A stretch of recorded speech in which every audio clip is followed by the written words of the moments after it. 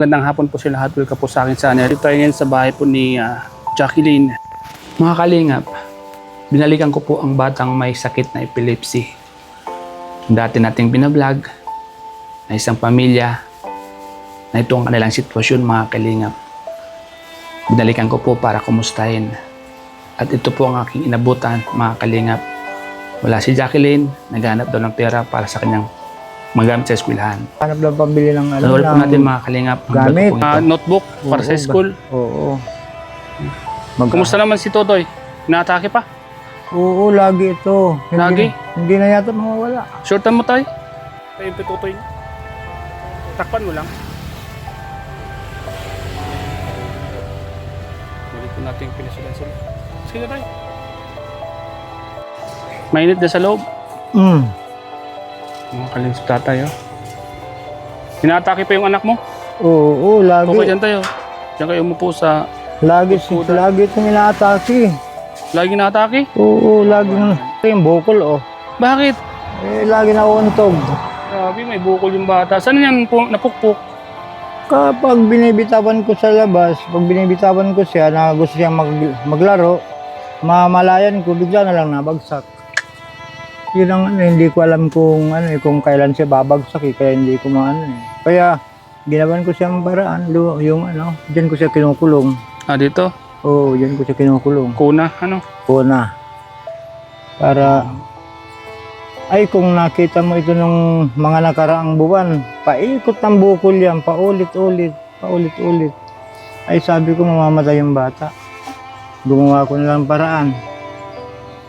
Yan. Kanina nga, bumagsak na naman tong dyan sa Dito? Oo, dyan sa bumagsak na naman ito. Mabuti, walang bato. Bukol pa nga, oh. Sabi ko, lagi na nabagsak yung bata, Biglang bumabagsak na lang siya. Paano kaya magagamot? Tay? Siguro, kasi yung nila, may lahi silang ganon.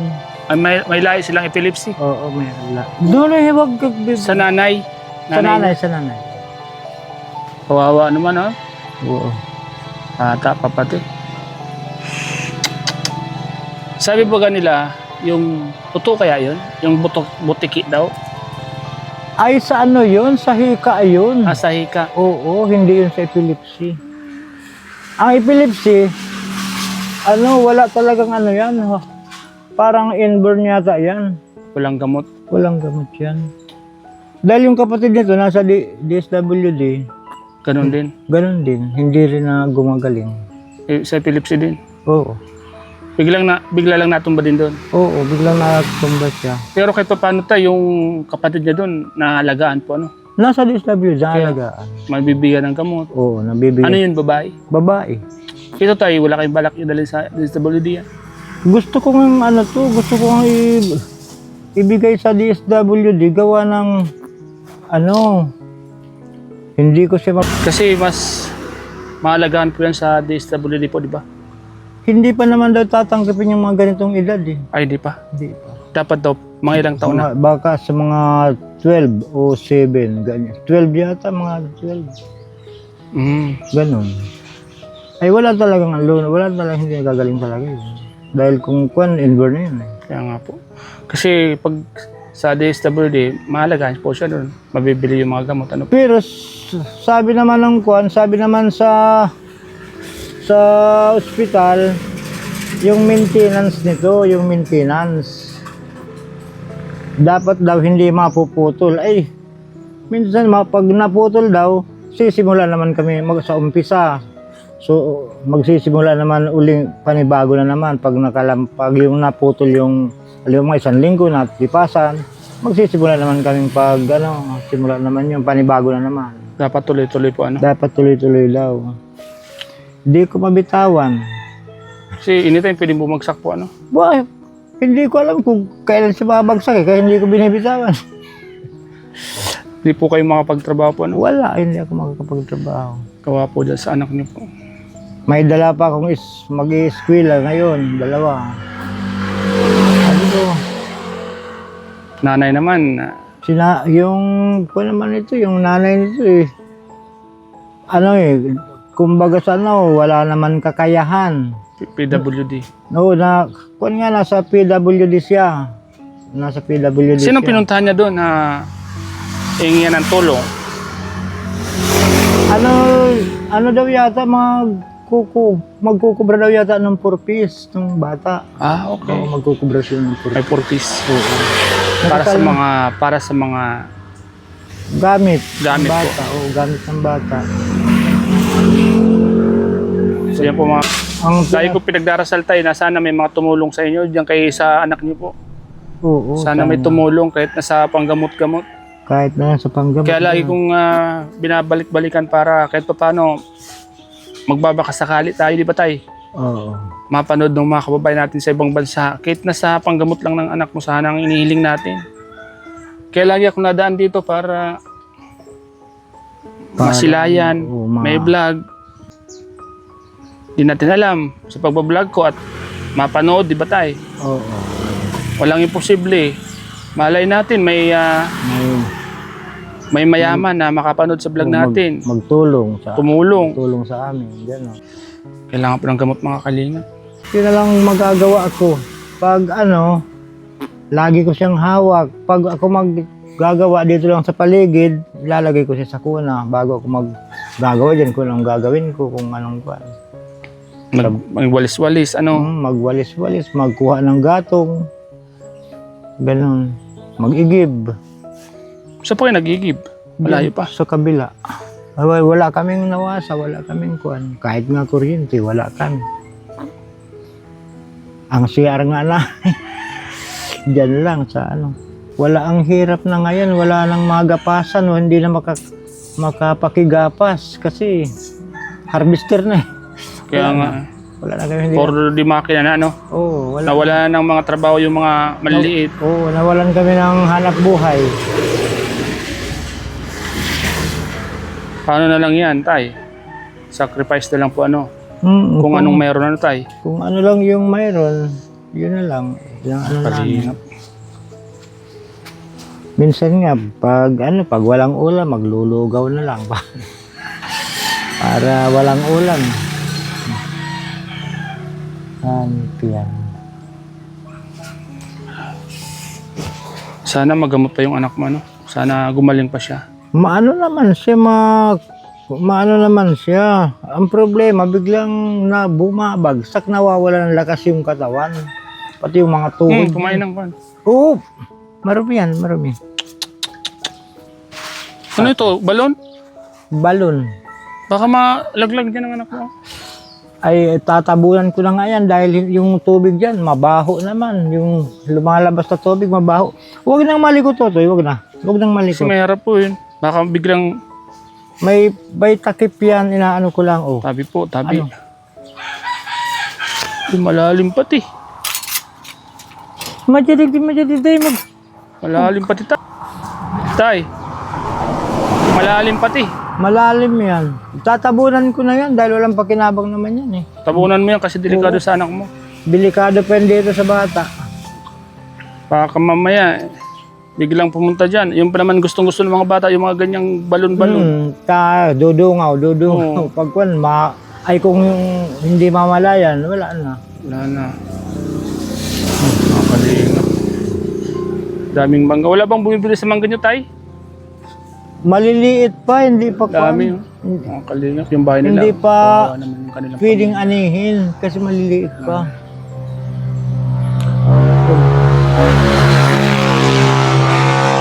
Daming mangga na, tay. Madami, hindi naman niya nabibili. Nalaglalaglagan lang yan. Hindi naman nabibili yan dito. Sa dami kasi ano, tay. Maraming mayroon yan dito, maraming may puno. Ano Nonoy? Pray po natin palagi sa magkaroon si Buboy ng sponsor, ano, tay. Wala na akong kayang magtrabaho. Ano na, pagbaga sana, matanda na ako. Hindi na ako makapagtrabaho ng yung trabaho mga mabibigat na trabaho, hindi ko na kaya. Kaya, ito na lang. Kung anong yung dumating sa amin, yun na lang pinag-titiisan namin.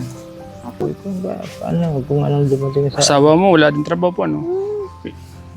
may trabaho na siya, kaso lang, ano naman, ito tigil. Kung magkano lang yung ibigay ng among niya, Magkano lang? kung magkano lang ibigay sa kanya, yun lang. Kasi wala naman, hindi siya marunong magkwenta, hindi marunong magbasa. Kaya wala. Sabi ko sa kanya, Tutoy, sabi ko sa kanya, alagaan na lang tong bata at ako maghahanap ako ng trabaho. Ay ano naman, sabi niya, hindi pwede, kahit pa paano makakakuha naman daw siya. Pero pag pupunta naman dito pagpupunta rito, halimbawa mga 2 linggo siya bago na uwi. Kung ang 1 buwan daw ay 1,000. Kasi daw hindi naman marunong. Kumbira na yan. Biro mo 1,000, 1 buwan. Sabi ko, dito ka lang sa bahay kahit pa paano, baka makapagtatrabaho pa naman ako. Kaya nga. Mabantayan yung Pagtalagayin bata. mo na lang anak mo. Yun ang sabi ko sa kanya.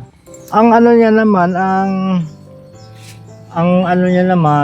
ang masabi niya naman sa akin, kasi dito sa atin, yung pagkain natin, lagi na lang tayong gulay, tuyo. Ay doon, may maganda ang pagkain niya doon sa among niya. Kasi, kumbaga sa maganda ang buhay nila. Hindi nadadamay siya sa pagkain maganda. Ay dito, sa amin, puro gulay, tuyo. Minsan, linagang malunggay. Kung ano-ano lang dyan, mga laga-laga. Wag na lang isipin yung masarap ng pagkain. Ang importante, kumakain sa araw-araw kahit gulay-gulay lang. Oo. Ay, ako Ang importante yung mga anak niya Oo. na maalagaan. Maalagaan. Kasi kung masarap naman yung pagkain niya doon, kung yung mga anak niya wala naghihirap dito, di ba? Parang siya, wala na siyang feeling sa sa anak niya. Parang wala na siyang pagmalasakit. Parang pinababayaan niya lang. Hindi niya na pansin yung kulang na ang pagpansin niya sa mga bata. Minsan nga nakain siya sa labas. Yung bata hindi niya pinapakain. Kaya may kumbaga sa disability yung yung utak niya, may diferensya. Oh, ano ba naman, sige. Kaya ako na lang nag-aalaga. Yan, naglalaro na yung. Dalay mo dyan. Mamaya bigla matumba. Yun nga ang inaano ko, baka biglang bumagsak. Biglang bumagsak na. May kahoy pati, baka matusok ng kahoy. Sobrang likot. Kaya, Minsan napapalo ko siya. sana may mga magbigay na kahit na panggamot ni Totoy, Salamat. Pambili-bili niya ng ulam tayo. Bibili ang ulam mamaya. Ay, pray lang natin. Salamat na lang sa mga magtutulong, kung may magtutulong. Kasi minsan nga naisip ko, pag nag-uulan, sabi ko, Diba? Bubong nyo, sira-sira na. namin, sira na, hindi ako makakuha ang pambili, nakakakuha ang pambili. Inuulan namin yung pagkain namin kasi magugutom naman kami. Kaya nga. Kulang naman kung yung purpose naman, bibigyan lang naman kami 3,000, 3 buwan. Di 1,000 lang yung 1 buwan. Ay 2 buwan yata yung yung purpose, 2 buwan. Nagkakakuha naman kami ng ng 3,000, minsan mga 3,300. Oh. Pag naubos yun, wala na naman kami. Wala naman yung pagkain. Mabuti kung nagtatagaan nakakakuha ng palay. Kakadilin siya po, Oo, Mga kalingap, maraming salamat po sa inyo lahat. Ayan po kila tatay. Muli tayo bumalik dito mga kalingap. Yan, sa mga gusto pong tumulong kila tatay, pwede niyo po akong kontakin sa aking Facebook page, Starax TV. At aking GCash number po, 0907-182-1649. Rolando Murillo. Yan po mga kalingap, sa mga gusto pong tumulong sa kanila. Sa piso niyo po mga kalingap, pag pinagsama-sama, malaking bagay po yun sa kanila. Sa gamot po ng anak nila mga kalingap. Kasi yung kanyang asawa, nanay ng anak, ay PWD. Minsan na wala din minsan sa tamang kaisipan, sabi nga ng tatay ay kumakain, pinapabayaan yung mga anak. Kaya sa mga nakakaluwag po mga kalingap, sa mga gusto pong tumulong, yan po mga kalingap, salamat po sa panonood niyo po sa vlog na ito. So, please share po mga kalingap para marami po makapanood. Salamat po kay Kuya Val, Kalingap Prab, kay Ate Edna, kay Ma'am Jack. Siyempre po sa mga sponsor po natin na patuloy na nandyan, tumutulong sa atin. Shoutout po kay Ma'am Lily Jorio, sa palagi niyo pong pagtulong. Bless po. Enjoy sila po mga kalingap.